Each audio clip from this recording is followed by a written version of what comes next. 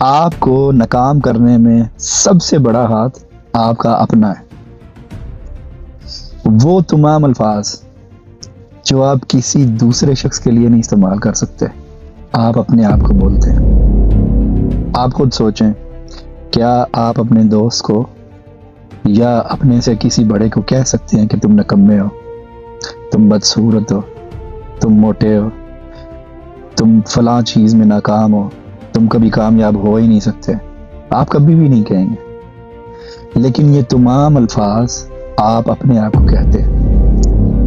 یہ صرف الفاظ نہیں ہے، یہ صرف سوچیں نہیں ہے، کیونکہ جب بھی آپ ایسے نیگیٹو الفاظ کا استعمال کرتے ہیں تو آپ کے دماغ کو نہیں پتا کہ یہ ریئل سچویشن ہے یا نہیں۔ آپ کے دماغ کا کام ہے کہ جب بھی اس کو کمانڈ ملے تو اس کے اوپر فوری طور پر اس نے رد عمل دینا ہے، کیونکہ انسان سروائیول موڈ پہ رہتا ہے۔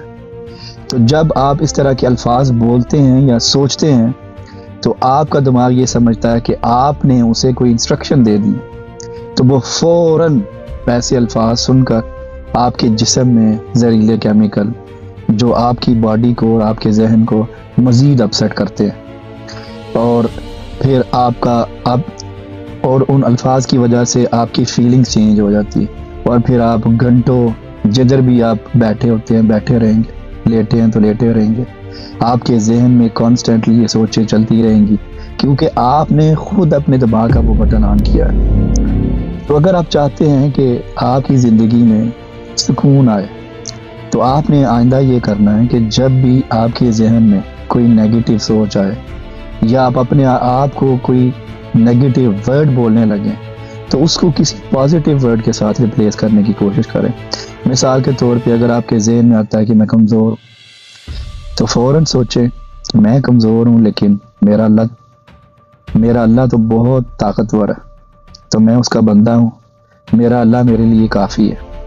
سو اس طرح کے جو پازیٹیو الفاظ ہیں ان کو اپنی زندگی میں لے کر آئیں۔ اور ایک چیز اور یہ ہے، اگر آپ کو اپنے اوپر اعتماد نہیں، آپ اپنے آپ کو پسند نہیں کرتے، اگر آپ میں کانفیڈنس نہیں ہے، تو مجھے یہ بتائیں کہ اگر آپ خود